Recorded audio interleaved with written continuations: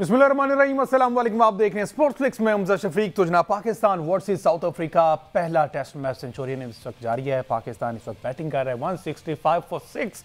जो है तमाम बड़े नाम जो है वो नाकाम हो गए हैं और थोड़ी सी जो मज़ाहमत देखने में आई है वो हमने देखा कि कामरान गुलाम की जानिब से 54 रन की इनिंग्स खेली गई। मोहम्मद रिजवान ने 27 रन की इनिंग्स खेली है। स्टार्ट अच्छा मिल गया। जो है ओपनिंग जोड़ी ने अच्छा परफॉर्म किया। हमने देखा शान मसूद ने 17 रन बनाए, साइम 14 रन, लेकिन बाबर आजम जो है जो बैक टू बैक 50s की थी ओडीआई में, लेकिन ये पहले टेस्ट में 4 रन पर आउट हो गए। लेकिन एक संगे मील अबूर कर लिया बाबर आजम ने। टेस्ट क्रिकेट में 4000 रन जो हैं वो मुकम्मल कर लिए, लेकिन पहली गेंद पर चौका लगाने के बाद उसके बाद उन्होंने मजीद जो है वो 10 गेंदें खेली, लेकिन अनफॉर्चुनेटली बाहर जाती हुई गेंद को बल्ला लगाकर स्लिप पर कैच दे बैठे। इस पर भी बात करना बड़ा जरूरी है क्योंकि टेस्ट मैचेस में हमने यूजुअली देखा है कि बाबर आजम इस तरह से ही आउट होते दिखाई दिए। उसके बाद कामरान गुलाम का 48 रन पर कैच ड्रॉप हुआ।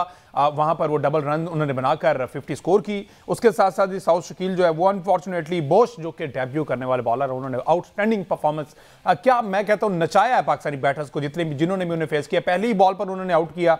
और ये सारी सूरत पर बात करते हैं। इसके साथ साथ चैंपियंस कप जो कि स्टालियंस के नाम रहा, जो मेंटोर शुएब मलिक थे, मेंटोर भी थे, खेल भी रहे थे। क्या गाइडलाइन दी गई उन्होंने, जो हारिस को उन्होंने साथ लेकर चले और पूरी टीम जो ऑस्ट्रेलियंस ये जीतने में कामयाब हुए। 200 रन का टारगेट दिया गया जो कि मारकोर्स 100 गालिबन 23-24 पर वो उनकी पूरी टीम जो है वो आउट होगी। सारी सूत्र पर बात करेंगे। फॉर्मर कैप्टन सलमान बट साहब हमारे साथ वीडियो लिंक के जरिए मौजूद होंगे। इसके साथ साथ अहमद सईद ने भी हमें ज्वाइन किया है। वेलकम बहुत हो जी। आज ही के मैच पे बात कर लेते हैं। अहमद सईद जरा अभी तक ये बताया कि 165 फॉर 6, 45 ओवर्स का खेल मुकम्मल हो चुका है।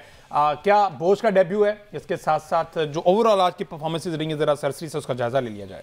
जी, आज टीम ऑफ बूमा ने जो है वो टॉस जीता और उन्होंने पाकिस्तान को पहले बैटिंग करने की दावत दी कंडीशन को देखते हुए। और पाकिस्तान की जो टीम थी उसने पहला जो एक घंटे के दौरान जो है वो ओपनर ने भरपूर जो है अंदाज में खेल का आगाज़ किया और कोई विकेट नहीं गंवाई। लेकिन पाकिस्तानी टीम जिसका एक यूजुअल ट्रेंड ये रहा है कि जब एक विकेट खोती है तो उसके बाद जो है वो लाइन लगना शुरू हो जाती है। यही हुआ। 36 रन पर पहली विकेट गंवाई पाकिस्तान ने। उसके बाद साइम अयूब भी आउट हो गए, बाबर आजम भी आउट हुए, सऊद शकील जो है वो भी गालिबन इंटेंट शो करने के चक्कर में 6 गेंदों में 49 रन बनाया और वो भी एक गैर ज़रूरी शॉट खेलकर जिसको अवॉइड किया जा सकता था उस पर वो आउट हो गया। और 56 रन पर पाकिस्तान के 4 खिलाड़ी जो है वो पवेलियन लौट चुके थे। उसके बाद मोहम्मद रिजवान और कामरान गुलाम जो है वो क्रीज पर आए और उन्होंने 70 से ज़ायद रन की एक पार्टनरशिप कायम की 5वें विकेट के लिए।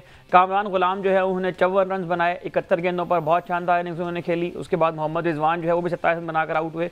तो पाकिस्तान की टीम जिस तरह से पहले सेशन का जो इख्तिताम हुआ था 4 विकेटें गंवा चुकी थी पाकिस्तान की टीम 88 रन पर, उस के मुताबिक अगर देखा जाए तो पाकिस्तान की टीम इस वक्त एक ऐसी कंडीशन के ऊपर आ चुकी है कि सेंचुरियन का जो माजी है उसको अगर देखा जाए, उसके अगर स्टैट्स को देखा जाए तो यकीनन ये कहा जा सकता है कि पाकिस्तान कंफर्टेबल पोजीशन में तो यकीनन नहीं है, लेकिन बहरहाल पाकिस्तान एक कंपेटिटिव स्कोर करने में कामयाब हो सकता है अगर यहाँ पर सलमान अली आगा और आमिर जमाल भी कुछ मजीद रन जो है वो इसमें ऐड कर दें। तो इस पिच के ऊपर जिस तरह से ये पिच बिहेव कर रहा है 220 से 250 के दरमियान अगर पाकिस्तान की टीम स्कोर करने में कामयाब हो जाती है तो पाकिस्तान के पास ये कैपेसिटी है, वो इतने कैपेबल हैं कि वो इस रन को जो है वो डिफेंड कर लें और पाकिस्तान पहली इनिंग में थोड़ी बहुत लीड हासिल करे। सेंचुरियन में जो तीसरी इनिंग्स होती है उसमें सबसे ज़्यादा रेशो है रन बनने की यहाँ पर। और जो माजी में मैचेस खेले गए यहाँ पर 29 मैच अब तक यहाँ खेले जा चुके हैं। मैं आपको बताना चलूँ कि यहाँ पर मैचेस के फैसला कुन होने की रेशो जो है वो दुनिया में शायद सबसे ज़्यादा है। 29 मैचों में सिर्फ 3 मैचेस जो हैं वो ड्रॉ हुए हैं। अच्छा। बाकी 26 मैचेस नतीजा खेज साबित हुए हैं। उनमें से 23 मैचेस में साउथ अफ्रीका की टीम कामयाब रही है। 79% उनका जो है वो विनिंग परसेंटेज है होम टीम की। यहाँ पर पाकिस्तान की टीम इससे पहले 3 टेस्ट मैच खेली, तीनों में नाकाम रही। तो ग्राउंड्स के जो स्टैट्स हैं वो ये बताते हैं कि पहली इनिंग में आमतौर पर इतने ही रन बना करते हैं, तीसरी जो इनिंग्स होती है उसमें ज़्यादा रन जो है वो बनाने के इम्कान होते हैं। तो पाकिस्तान के पास एक चांस यहाँ पर बन सकता है। अगर तीसरी इनिंग्स में ज़्यादा रन बनते हैं तो इसका मतलब वो टीम ऑफ बूमा का ये वाला फैसला भी गलत साबित हो सकता है। भट्ट साहब ने भी ज्वाइन कर लिया है। अस्सलाम वालेकुम भट्ट साहब।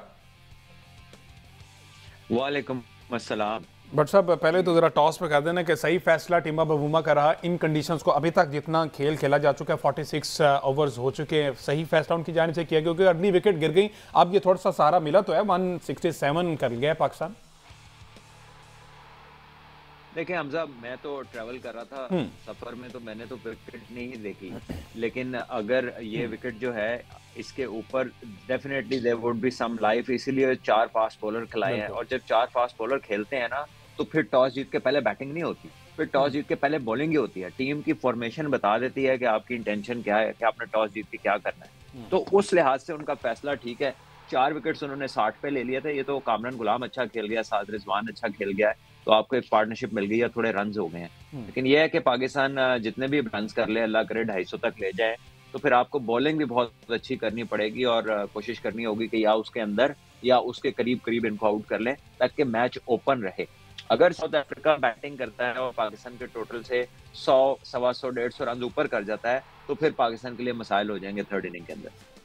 अच्छा, टेम्बा बवूमा का तज़किरा आपने किया, तो यहाँ पर उनका मैं अगर स्टैट शेयर करता हूँ सुपर स्पोर्ट्स पार्क से related. Temba Bavuma south Africa की जो इस वक्त लाइनअप खेल रही है उसमें सबसे कामयाब बैट्समैन है इस पिच के ऊपर। उन्होंने जो यहाँ पर मैचेस खेले हैं, 7 मैचेस उन्होंने यहाँ पर खेले हैं, 55 के एवरेज में रन बनाए। जबकि हाशिम आमला अगर हम देखें ओवरऑल स्टैट्स, तो हाशिम आमला यहाँ पर कामयाब तरीन बैटर हैं। लेकिन जो इस वक्त साउथ अफ्रीका की टीम खेल रही है उसमें टेम्बा बवूमा जो है वो इस मैच में 5वें नंबर पर बैटिंग करने आएंगे, वो ओपन नहीं करेंगे। अच्छा बट साहब, बाबर आजम की थोड़ी सी बात कर लीजिए। Back to back 50s in ODIs, last 2 matches जो खेले उन्होंने बहुत अच्छा खेला, 4 रन पर इस दफा आउट हो गए और फिर से हमने देखा है पहले भी बहुत से टेस्ट मैचेस में बाबर आजम बाहर जाती गेंद को बदला लगा बैठते हैं। इतनी क्रिकेट माशाल्लाह से खेल चुके हैं, लेकिन इस टेक्निक की अभी तक बाबर शायद इसको पिक नहीं कर पा रहे कि किस बॉल को छोड़ना है, किसको खेलना है। हमजा, ये जो वॉल्यूम है ना क्रिकेट का और चेंजिंग फॉर्मेट है जी, इसमें स्विचिंग इतनी आसान नहीं, स्पेशली जब आपके ऊपर एक क्रिएट कर दिया जाए ऐसा एनवायरनमेंट गुफ्तगू का कि यार आप अपनी अटैकिंग शॉट्स खेलें, आप एग्रेसिव खेलें, आप अपना स्ट्राइक रेट बढ़ाएं। तो इमेजिन कि आप हर वक्त शॉट्स की प्रैक्टिस कर रहे हैं और इमेजिन अब एकदम आपके सामने वो मैच आ गए जहां पे पिच मुश्किल है, बॉलिंग भी अच्छी है और वहां पे आपने गेंद छोड़ने हैं और आपने पेशेंस का मुजाहरा करना है। लेकिन आपने प्रैक्टिस में पेशेंस का मुजाहरा नहीं किया हुआ, प्रैक्टिस सारी आपकी मारने की है, ठीक है। और 2 दिन पहले आप वाइट बॉल खेल रहे हैं और आप प्रिडोमिनेटली वाइट बॉल खेल रहे हैं और आगे आने वाली क्रिकेट भी आपकी वाइट बॉल ही है, तो इसमें सम टाइम स्विचिंग मुश्किल हो जाती है। वही बॉल आपको लगता है कि छोड़ने वाला है, लेकिन क्योंकि आप प्रैक्टिस में उसको मार रहे होते हैं तो आप उसको मारने चले जाते हैं। और ये हमने देखा कि कोहली के भी अभी हाल ही में कितनी दफा वो स्लिपों में कैच आउट हो रहे हैं ऑस्ट्रेलिया के अंदर, और बेशतर खिलाड़ी भी। तो ये गेम में मसल मेमोरी की आपने जो इसको प्रैक्टिस में फीड करना है ना, जब वो गेंद आपको नजर आती है तो बॉडी आपकी रिएक्ट करती है ऑटोमेटिक। इसीलिए कहते हैं जो बड़ी कंट्रीज हैं उन्होंने कुछ ना कुछ टेस्ट स्पेशलिस्ट रखे होते हैं जिनका काम ही सिर्फ टेस्ट मैच खेलना होता है, क्योंकि ये मुश्किल गेम है। बिल्कुल। तो हमारे यहाँ अभी ऐसा कोई कॉन्सेप्ट नहीं है, हमारे यहाँ अभी उतना मटेरियल हमने आइडेंटिफाई करके उसे लहदा नहीं किया, और हम क्योंकि बहुत ज्यादा वाइट बॉल खेलते हैं और उसी के ऊपर खुश भी होते रहते हैं, और हमारे बचपन में और बड़ों में और छोटों में हर जगह जो आजकल ज्यादा जिसकी बात होती है वो T20 क्रिकेट है, पावर हिटिंग की बात होती है, पॉजिटिव खेलने की बात होती है, तो वही वाले रिएक्शंस आगे आते हैं। तो ये वाले आप देखें कि हमारे प्लेयर्स को ये फेस करनी पड़ेंगी चीजें। अभी कामरान गुलाम में रन्स किए, आप उसका स्ट्राइक रेट देखें, उसने मेरा ख्याल है 60 गेंदों में 54 रन्स किए हैं। तो ये वही चीज है। और जब आप टॉप ऑर्डर में टेस्ट मैच में खेलते हैं ना, 5वां 6वां बड़ा कदरे आसान नंबर, लेकिन ये जो पहले 3 नंबर्स की बैटिंग है वहां पर आपकी टेक्निक का, आपकी पेशेंस का पूरा इम्तिहान होता है। तो ये, लेकिन बाबर जैसे प्लेयर से आप एक्सपेक्ट करते हैं कि बाबर इसको अडेप्ट करे, लेकिन as a normal person, as a player of cricket, मैं आपको बता रहा हूँ कि ये हर दफा इतना आसान नहीं होता। आपको पता भी हो ना कि ये छोड़ने वाली है तो कई दफा बैट निकल जाता है, क्योंकि आपकी वॉल्यूम प्रैक्टिस किसी और चीज की होती है। अच्छा, अभी आपने ना एक्सपेक्ट करने की बात की, वो तो चले रन्स और ये क्रिकेट में इस तरह से एक्सपेक्ट की ना, तो हम विराट कोहली से एक्सपेक्ट नहीं कर रहे थे। अभी आपने विराट की बात की, ये जो इंसिडेंट हुआ है, इंसिडेंट इन द सेंस कि जो हरकत विराट कोहली की जानिब से की गई, आपने शायद देखा हो, एक यंग गाय का डेब्यू हुआ है बॉक्सिंग टेस्ट में, कॉन्स्टास का, और उसने अच्छा खासा उसने मारा और बुमराह को उसने बना के मारी है।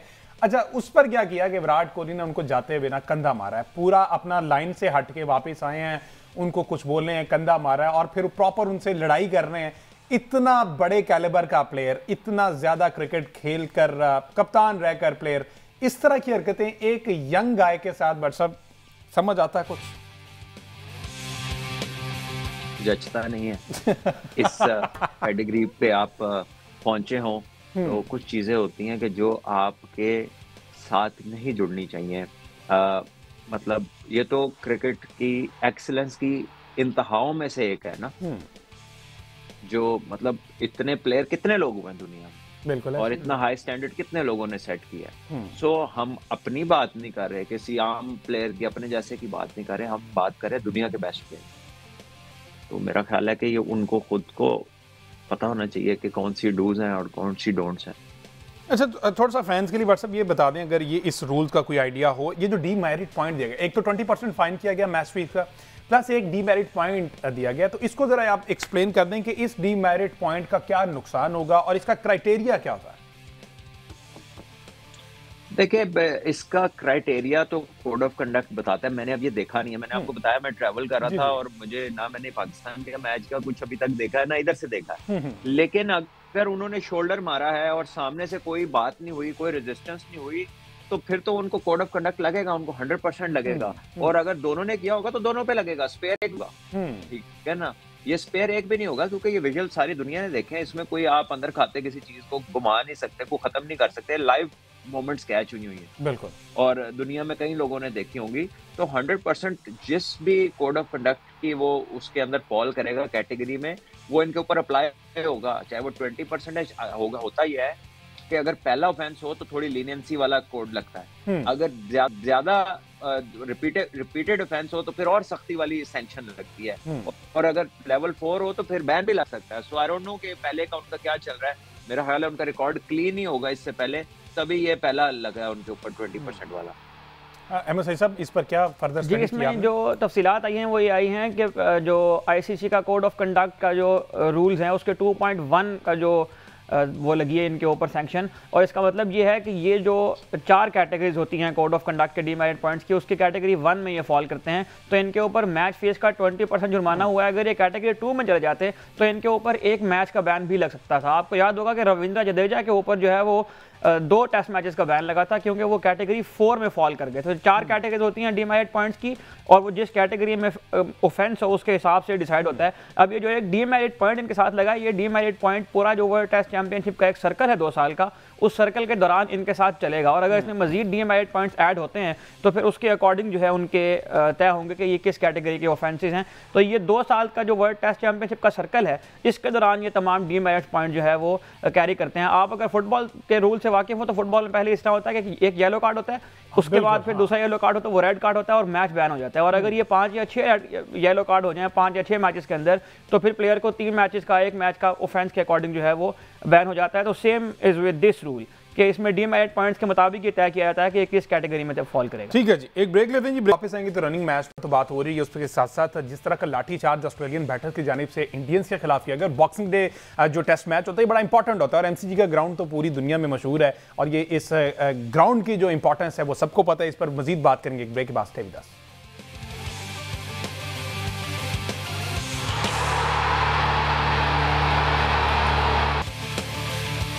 वेलकम बैक जी। बात हो रही है पाकिस्तान वर्सेस साउथ अफ्रीका, पहला टेस्ट मैच सेंचुरी में इस वक्त जारी है। 187 फॉर 7। अभी आमिर जमाल जो हैं अब वो आउट हो गए और बॉश ने ये आउट किया। 3 खिलाड़ी में सही साहब इस वक्त बॉश आउट कर चुके हैं, और ये एक मेमोरेबल उनका डेब्यू कंसीडर किया जा सकता है। और ये 3 विकेट जो हैं उनके जो लेट फादर हैं जो साउथ अफ्रीका की तरफ से क्रिकेट खेल चुके हैं, उन्होंने भी एक टेस्ट मैच खेला था वेस्ट इंडीज़ के, उसमें उन्होंने 3 खिलाड़ी आउट किए थे।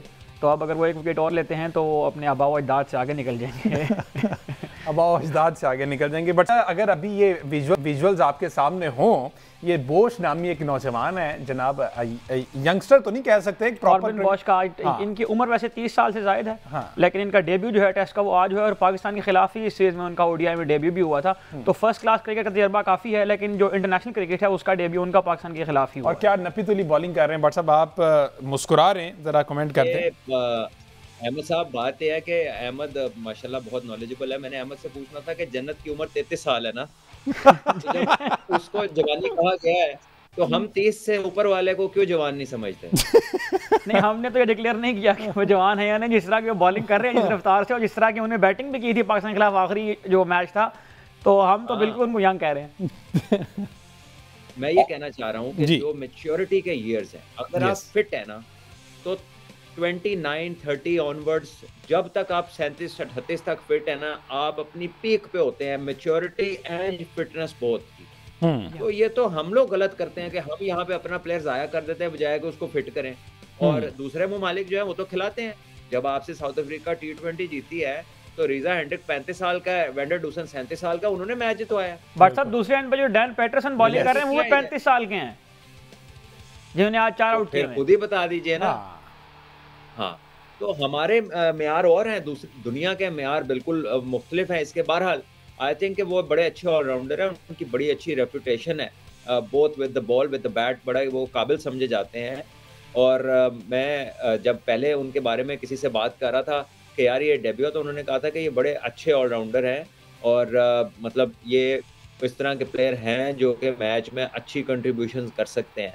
तो अभी तक मैंने उनको देखा तो नहीं है बॉलिंग करते हुए, लेकिन मैं आज ज़रूर उनको देखूंगा ताकि कल बेहतर तरीके से उनके ऊपर बात की जा सके। बिल्कुल इस तरह। अच्छा, अभी आप बात कर रहे थे ना, इससे पहले आपने लास्ट मैच में, लास्ट शो में भी हमने बात की थी, आपने कहा था कि पाकिस्तान में ऐसा होता है जो जितना सीनियर होता जाता है उसको साइड पे नीचे नीचे लाया जाता है, तो बाकी दुनिया क्या करती है, जो जितना सीनियर होता है उसको प्रमोट करते हैं क्योंकि उसके तजर्बे से फायदा उठाते हैं। पैटरसन की आप बात कर रहे हैं, जरा इनके डोमेस्टिक में जरा फर्स्ट क्लास मैचेस तो डैन पैटरसन जो है इन्होंने 166 फर्स्ट क्लास मैचेस खेल रखे हैं, 603 इनकी फर्स्ट क्लास विकेट्स हैं, और लेकिन ये आज छठा टेस्ट मैच खेल रहे हैं साउथ अफ्रीका के लिए।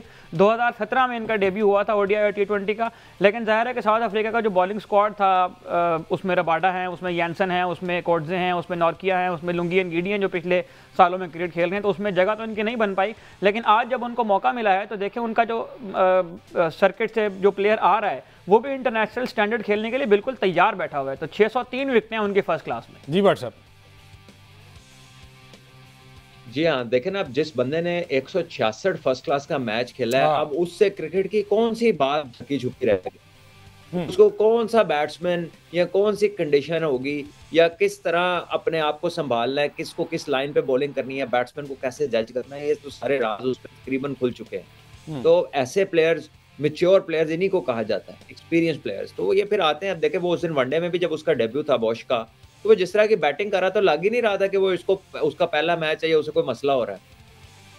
ठीक है। अच्छा, अब इंडिया वर्सेस ऑस्ट्रेलिया जो बॉक्सिंग डे टेस्ट हो रहा है एमसीजी में, बट साहब उस पर थोड़ी सी बात कर लेंगे। आपने अभी कहा कि मैच नहीं देखा, बहरहाल अभी मैं स्कोर कार्ड अगर आपके साथ शेयर कर दूं तो जो सैम कॉन्स्टास है 60 उन्होंने बनाया, उस्मान ख्वाजा ने 57, लबुशेन ने 72, स्टीवन स्मिथ ने 68 रन, ट्रेविस हेड अनफॉर्चुनेटली सिफर पर आउट हो गए, बुमराह ने क्लीन बोल्ड किया, आज इंडिया के खिलाफ पहली बार सिंगल फिगर में आउट हुआ, सिंगल फिगर में और विदाउट ओपनिंग इज अकाउंट, उसने 0 पे आउट हो गए।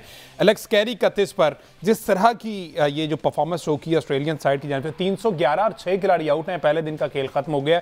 तो आप समझते हैं विकेट खासी आसान दिखाई दे रही है या फिर डोमिनेंट करते दिखाई दे रहे हैं ऑस्ट्रेलियंस जो हैं 311 ऑन फर्स्ट डे? देखिए, ऑस्ट्रेलिया में जो पिचेस हैं वो मतलब generally they are good cricket pitches. ऐसा नहीं होता कि वो किसी एक के ही हक में हो जाए या कि पहले ही दिन उधर गज ब्रेक नहीं नजर आएगा। ऐसा नहीं होगा कि बैट्समैन मारे जा रहा है तो वही मारे जा रहा है और कोई विकेट नहीं गिर रही और समझ नहीं लग रही कि जब तक खुद गलती नहीं करेगा आउट नहीं होगा। तो ये जनरली गुड क्रिकेट पिचेस होती हैं। पता तो चलेगा जब दोनों टीमों की एक एक इनिंग हो जाएगी कि किसने उसको कैसा इस्तेमाल किया है। जैसे अगर पिंडी में जब पिछले साल पाकिस्तान इंग्लैंड के मैचेस थे तो पता लगता था यार इस पे तो किसी ने आउट ही नहीं होना, लेकिन यहाँ वो वाली कहानी नहीं है। ये ऑस्ट्रेलियन क्रिकेट पिचेस जो है ये डिफरेंट होती हैं, इन पे पेस एंड बाउंस होता है अगर और कुछ भी ना हो। तो जैसे मैंने कहा कि उसको देख के फिर ज्यादा बेहतर एनालाइज किया जा सकता है, लेकिन वो डेड रबर वाली कहानी यहाँ नहीं मिलती आपको। बड़ा रेयर कभी ऐसा होता है कि कोई एक ऑस्ट्रेलिया में मैच तो इस तरह चल पड़े कि डॉ की तरफ चला जाए क्योंकि जी पिच ऐसा था। बहरहाल पाकिस्तान वर्सेस साउथ अफ्रीका में जी पैटरसन का 5 हो गया, 8वां खिलाड़ी भी जो पाकिस्तान का वो आउट हो गया है और सलमान अली आगा 18 रन बनाकर जो हैं वो आउट हो गए हैं। अच्छा, ऊपर हमारे पास जो स्क्रीन पे चल रहा है उसकी इनिंग चल रही है, क्या नाम है इनका जो यंग गाय ऑस्ट्रेलिया के सैम कॉन्स्टास, उन्होंने जो 65 गेंदों पर 60 रन बनाए। हाँ, उनकी जो ये शॉट सिलेक्शन है बट साहब, ये टेस्ट क्रिकेट वाली शॉट सिलेक्शन, और अगर डेब्यू में आप इस तरह की क्रिकेट खेलने लग जाएं तो ये इंडिकेट किस तरफ कर रहा है कि ये टी20 के लिए तैयार किए गए टेस्ट क्रिकेट में इस तरह के, और बुमराह के खिलाफ इस तरह की वो जो शॉट्स खेल रहे हैं, स्विच शॉट्स खेल रहे हैं, बुमराह को उन्होंने रैम शॉट मारी आज, उसके ऊपर उन्होंने इस पर जरा कमेंट कर रहे हैं आप। देखिए, ऑस्ट्रेलिया की जो स्ट्रेटेजी है ना, वो किसी भी मुल्क की जो स्ट्रेटेजी होती है वो 2 चीजों पे बेस कर रही होती है। एक उसके रिसोर्सेज पे और दूसरा उसकी नेचर शो करती है कि उसका जो रिएक्शन है वो कितना अग्रेसिव होगा, या जब ये जनरली कोई इकदाम करते हैं तो क्या टोन होती है उसकी। ऑस्ट्रेलिया हमेशा एक अटैकिंग क्रिकेटिंग नेशन रही है और वो हमेशा टीम के टॉप प्लेयर पे हमला करते हैं, कप्तान के ऊपर या बेस्ट प्लेयर होता है ना उसके ऊपर हमला करते हैं, क्योंकि वो ये समझते हैं कि अगर इसको हमने नीचे बिठा दिया तो बाकी तो वैसे ही बैठ जाएंगे। और एग्जैक्टली उन्होंने वही किया। उन्होंने बुमराह के ऊपर करवाया है कि ये इनका बेस्ट बॉलर है, अगर इसको हमने पकड़ लिया तो ये बाकी फिर उसके पाए के नहीं है। तो ये ऑस्ट्रेलिया की शुरू से नेचर रही है वो आपके सबसे स्ट्रॉन्ग पॉइंट के ऊपर हमला करते हैं, वहां से आपको पकड़ने की कोशिश करते हैं। और अगर वो आज किसी हद तक कामयाब रहे हैं, अगर उसको बुमराह के उसने शॉट्स मारे हैं, तो आज बुमराह भी बैठ के सोचेंगे कि अब उन्होंने आगे इसके लिए क्या स्ट्रेटेजी बनानी है। बिल्कुल। सैम कॉन्स्टास ने मैच के बाद जो प्रेस कॉन्फ्रेंस की है उसमें उन्होंने कहा है कि मैंने जब हम अंदर जा रहे थे बॉल खेलने के लिए पहला, तो मैंने उस्मान ख्वाजा से रिक्वेस्ट करके खुद पहला बॉल खेला और मैंने कहा कि मैं खुद इन्हें फेस करूंगा। तो माइंडसेट का डिफरेंस आपको यहाँ से नजर आता है। लेकिन इसमें एक बात और भी है, और वो यकीनन जो रिसोर्सेज की बात भट्ट साहब ने की है, देखिए उनके पास अवेलेबल रिसोर्सेज में इतनी ऑप्शंस हैं तो वो यूज़ करते हैं ना। उन्हें पिछले मैच में भी एक मैक्स विनी को चांसेस दिए थे पिछले मैचेस के अंदर, लेकिन वो नहीं कामयाब हुआ, तो उनके पास एक रेडिली अवेलेबल रिप्लेसमेंट थी और वो according to plan, according to situation आज क्लिक कर गई है। तो रिसोर्सेज को जिस तरह से इस्तेमाल करेंगे उस तरह ही आपके जो है वो नताइज पैदा होंगे। अपने रिसोर्सेज बहरहाल खतरे में, 9 खिलाड़ी जो है वो आउट हो गए और जो बॉश की 4 विकेटें हो गई हैं, 5 उनकी हो गई है, इनकी 4 हो गई हैं।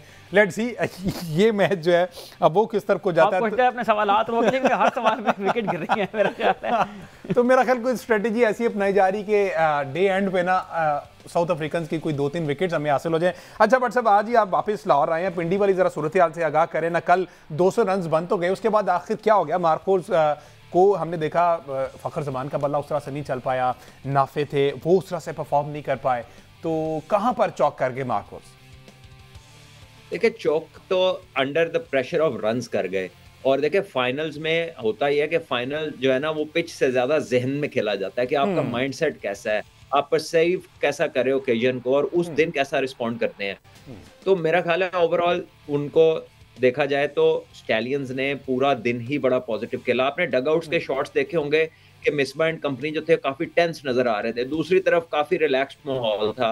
हारिस ने टॉस जीत के इस पूरे टूर्नामेंट के बरक्स उसने पहले बैटिंग की, क्योंकि फाइनल में अगर आप अच्छा स्कोर बोर्ड पे लगा दें तो वो चेज में प्रेशर आता है। फिर ये जो मारखोर की टीम थी ये टू मच रिलायंट थी कि फखर जमान ऊपर से स्टार्ट देगा तो ये कुछ करेंगे। मेरा ख्याल है कि स्टैलियंस ने बॉलिंग बहुत अच्छी की और जांदाद ने ही पिछले मैच में भी फखर को बोल्ड किया था तो मैच स्टैलियंस जीती थी। उसने फिर इस मैच में फखर को बोल्ड किया और उनकी स्ट्रेटेजी बड़ी अच्छी थी। उन्होंने फखर को रूम नहीं दिया, उसको वो विकेट टू विकेट बॉल करते रहे और उसमें चेंजेस ऑफ पेस लाते रहे। सरकार वो तंग आके वो मार रहे थे क्योंकि जाहिर है 200 रन थे, सामने वाले एंड से भी कुछ नहीं मिल रहा था, वहां से भी विकेट गिर रही थी, तो प्रेशर बिल्ड हो रहा था। तो मेरा ख्याल है कि स्क्वीज किया उनको स्टैलियंस ने अपनी अच्छी फील्ड प्लेसिंग के साथ। और फील्डिंग का बड़ा फर्क था, स्टैलियंस ने अपने सारे कैच किए हैं जबकि मारखोर ने तो शुरुआत ही कैच छोड़ने से की है और फिर छोड़ते ही चले गए हैं, रन आउट भी छोड़े हैं उन्होंने, मिस फील्डिंगें भी की हैं। तो ये चीजें दिखाती हैं आपको कि एक टीम पे कितना प्रेशर है और दूसरी टीम उस प्रेशर को कितना अच्छा डील कर रही है। और बीइंग कैप्टन, जो दोनों टीम से कैप्टन है वो उस प्रेशर को किस तरह से हैंडल कर रहे हैं। ब्रेक लेते हैं, ब्रेक के बाद वापस आते हैं तो हारिस और इफ्तिखार की कैप्टनसी का कंपैरिजन चाहे वो सलमान भट्ट साहब से करवाएंगे। एक ब्रेक के बाद स्टे विद अस।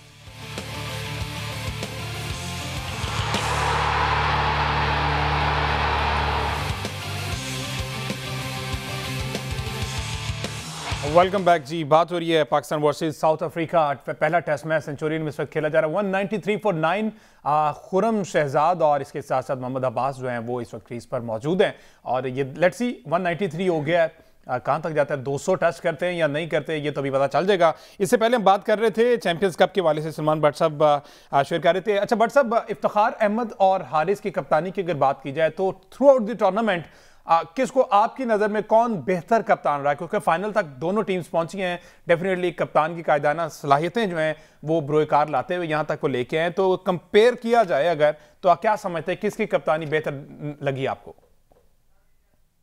देखिए मैं आपको बताऊं कि कप्तानी अलोंग द वे दोनों ने अच्छी की है। ऐसा नहीं है कि कोई कप्तान एक बहुत बड़ा है बहुत बुरा है, लेकिन जब आप एक स्ट्रेटेजिक साइड पे देखते हैं ना तो उसमें पूरा थिंक टैंक होता है उसके अंदर। बिल्कुल मेरा ख्याल है कि इन दी एंड जो एटीट्यूड था टुवर्ड्स द फाइनल, जो फाइनल के दिन जिस तरह का एनवायरनमेंट था वो मुझे स्टैलियंस का बेहतर लगा। स्टैलियंस का बेहतर लगा। एनवायरनमेंटली जब प्लेयर्स इजी होते हैं तो उनकी परफॉर्मेंस जो है ना उसमें आपको अच्छा फर्क नजर आता है, एक अच्छा बदलाव नजर आता है। लेकिन अगर आप टेंस होते हैं या आप कह लें कि आप एक होता है ना कि सिर्फ जीतना है जीतना है जीतना है और यू गेट टेंस, और जब चीज़ें आपके हक में नहीं जाती तो फिर आप ज़्यादा और उस बारे में जो है ना सोचने लगते हैं और फिर रिएक्शन देने लगते हैं। वो चीज़ मुझे मार्कोर्स की टीम के अंदर नजर आई। बहरहाल दोनों मैच्योर हैं, हारिस ने भी बहुत सारी कप्तानी की है, इफ्तिखार ने भी किया है, लेकिन अगर आप लॉन्गर रन में देखें if you have to choose one तो फिर आप कहेंगे कि हारिस को होना चाहिए।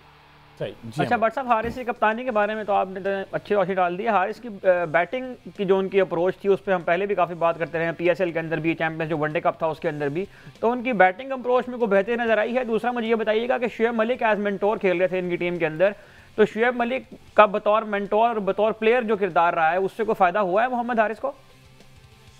देखिए, शुएब भाई के खेलने से कुछ की मोमेंट्स के ऊपर अच्छे कैचेस स्टैलियंस ने किए हैं, कोई रनिंग बिटवीन द विकेट आपको फर्क नजर आई है, लेकिन because is a high class player और वो जब भी खेलेंगे नए लड़कों में, तो वो आपको कॉन्फिडेंस का, चीजों का पता होने का, मेच्योरिटी का डिफरेंस तो नजर आएगा। अब सवाल ये बनता है कि ओके, यहाँ तक तो बहुत अच्छा है, बट अगर आपने आगे नहीं खेलना तो आप कितनी देर इस तरह कंटिन्यू करेंगे, बिकॉज वो आप पाकिस्तान के प्लान्स में तो नहीं है। सो मुझे नहीं मालूम, अगर आप पीएसएल में भी नहीं खेलते, अगर आपको कोई पिक नहीं करता, कोई लीग पिक नहीं करती, देन व्हाट्स द पॉइंट। तो ये थोड़े टाइम में ये चीज खुद ब खुद सॉर्ट आउट हो जाएगी कि उन्होंने कितना कंटिन्यू करना है, कितना नहीं करना। अलबत्ता अभी तक की बात ये है कि उन्होंने अपने कॉन्ट्रैक्ट में लिखवाया था कि मैं ये T20 का टूर्नामेंट खेलूंगा, तो इसलिए वो खेले। सो आई डोंट नो तो इसको लेकर उनका एम क्या है, लेकिन सर्टेनली पाकिस्तान के लिए अब उनका कोई फ्यूचर नहीं है एज अ प्लेयर। तो देखना होगा कि वो किस लिए उन्होंने ये किया, क्योंकि अब आगे तो कहीं नजर नहीं आता है वो खेलते हुए। और वो कुछ चीजें उनकी जो कि एट्रीब्यूट्स एक बड़े प्लेयर के होते हैं वो तो रहेंगे, ठीक है, लेकिन क्या वो पूरा मैच उस तरह से खेल सकते हैं जैसे वो पहले खेल रहे थे? क्या उनकी हर चीज उसी तरह से, रिएक्शन टाइम, उनके रिफ्लेक्सेस, उनकी डिसीजन मेकिंग सारी वही है? उस चीज को लेकर वो उन्होंने खुद से फैसला करना है। वो इतने मैच्योर है, इतनी अच्छी क्रिकेट खेली है उन्होंने, मुल्क का इतना ज्यादा वॉल्यूम क्रिकेट का खेला है, एज कैप्टन भी खेला है, तो I think he should decide कि उन्होंने क्या करना है। बिल्कुल ठीक है। अच्छा बट साहब, उस्मान तारिक में बात करना चाहता, 4 ओवर 10 रन 2 खिलाड़ी आउट किए हैं, क्या समझते हैं? वैसे इनका एक्शन पीएसएल में भी रिपोर्ट हुआ, 1-2 मैच ये बैन भी, इससे ज्यादा ही शायद बैन भी हुए। इंटरनेशनली आप समझते हैं कि उस्मान तारिक अगर करते हैं डेब्यू और खेलते भी हैं तो ये लंबा खेल सकते हैं या रिपोर्ट हो जाएंगे अर्ली? देखिए, पीसीबी ने उस पे या तो कोई काम किया होगा या उसको दोबारा रीचेक करवा के काम करने के बाद फिर ही उसको वापस लाए होंगे ना। ऐसा तो नहीं हो सकता कि बैन में ये टूर्नामेंट खिला दिया चैंपियंस कप का। तो अब जिसने भी उनके साथ काम किया है या जिसने भी उनका बायोमैकेनिक टेस्ट कराया है और लैब से क्लियरेंस आई होगी, उसके बाद ही वो ये टूर्नामेंट खेले होंगे। और अगर वो खुदा न खास्ता आगे जाते हैं और फिर से वही कहानी होती है, तो फिर तो ये जो इनको लेकर फिर उन्होंने कहना वो बंदा लाएं जो आपको लेकर आया, ये काम किया किसने है? तो मेरा ये मानना है कि ये डेफिनेटली इनके एक्शन पे कुछ ना कुछ उन्होंने काम किया होगा और उसको दोबारा से चेक करके क्लियर करके ही इस टूर्नामेंट में जगह मिली होगी, वरना तो ये इन पे और इनके लाने वाले पे बड़ा सवालिया निशान बन जाएगा। वैसे व्हाट्सएप नेकेड आई से अगर देखा जाए तो ये आपकी नज़र में ये एक्शन लीगल है? यार, नेकेड आई का प्रॉब्लम ये है कि इसकी एक डेफिनेशन है। डेफिनेशन ये है कि अगर तो थ्रू आउट बाजू इसका बेंड है और वो डिलीवरी में भी बेंड ही रहता है तो फिर कोई मसला नहीं, ठीक है। हाँ, लेकिन अगर बंद होके खुलता है और उससे आपकी स्पीड्स में वेरिएशंस में मदद मिल रही है, यानी कि आप वो थ्रो के जिम्मे में आ रहा है कि आप रोक के पूरा लोड करके मार रहे हैं, और फिर वो आपके ऊपर डिग्री लागू होगी और वो बड़ी मिनिमम है। अगर 15 से ऊपर, 15 तो जरा सा भी करें आप 15 हो जाता है, तो उसमें तो फिर क्लियर होना मुश्किल होता है। अनलेस एक होता है कि अगर आपका स्टार्ट में ही आर्म बेंड है and if it stays bend the whole way, फिर कोई इशू नहीं है। और मेरे ख्याल अहमद सईद साहब रुकते हैं तो अच्छा खासा रुक के फिर वो जी हाँ, उनका पॉज तो अच्छा खासा है। असल मुझे जो व्हाट्सएप अगर इनको हम देखें उनके एक्शन को, उनके जो, अब सवाल यहाँ पर मेरे जैसे जो लोग हैं जो क्रिकेट समझना चाहते हैं वो ये भी समझना चाहते हैं कि ये जो उनकी आर्म मूवमेंट है, इतना लंबा पॉज देने के बाद वो दोबारा से उस तरह से मोमेंटम कैसे जनरेट कर लेते हैं अगर वो उसको रीलोड नहीं करते, जिस तरह से आपने कहा। तो ये आप अगर हमारे देखने वालों को समझा दें, उनका पॉज तो काफ़ी लंबा आता है एक्शन के अंदर। देखिए, ये बातों में समझाना विदाउट डेमो मुश्किल है, ठीक है। इसके लिए हमें खड़ा होकर किसी जगह पूरा उसको फिल्म करना पड़ेगा कि मैं किस तरह आर्म स्विंग की बात कर रहा हूँ। देखिए, अगर वो एक जगह पर पॉज करते हैं, लेकिन उनका जो बाजू घूमने से पहले है पॉज, बाजू घूमने के बाद पॉज नहीं है। अच्छा, अगर पॉज के बाद बाजू घूम रहा है और पूरा का पूरा बाजू स्टार्ट से एंड तक एक ही जगह पे लॉक है, यानी कि वो जिस डिग्री पे था उसी डिग्री पे है, तो फिर मसला नहीं होना चाहिए। ठीक है जी, लेट्स सी क्या बनता है तो मामला ये।